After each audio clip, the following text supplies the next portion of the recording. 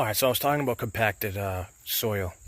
So you notice that your grass and the ground is and the soil is very, very compacted.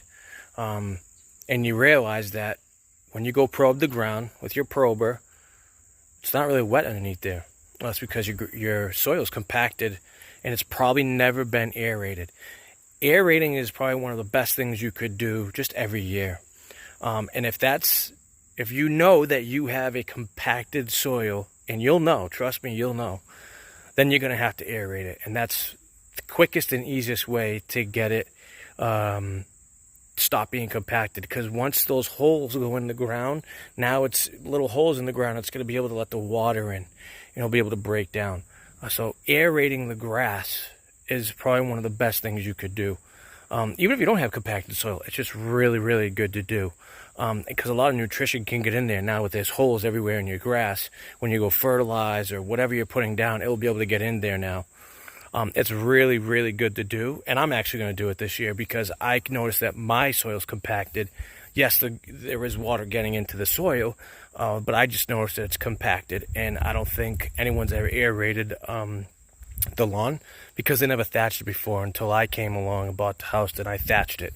So it's gonna need to be aerated. I'm gonna do it this year, and I think that's what everyone should do. Is if you have compacted soil, is aerate it, and you'll see 180 change on the grass once it can actually start to breathe. Because when it's compacted soil, it can't breathe, it can't get nutrients, it can't get water, it can't get nothing.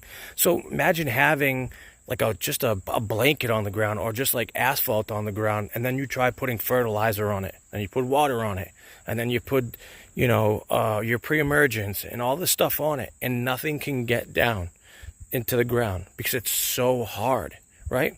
You water the grass, it just creates puddles or runoffs.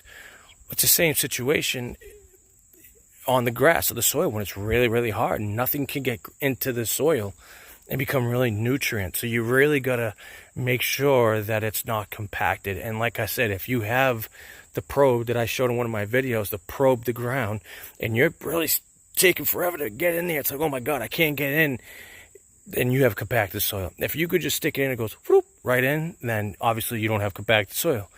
But you'll know. I mean, it's not rocket science to know if you have compacted soil or not. Usually on places where people are always walking in the same areas, that's compacted soil because it's the way that people are walking on it day in and day out. That's why the grass will never grow. So just be mindful of what's going on in the grass. That's why I said I always walk it every day and kind of know these little tidbits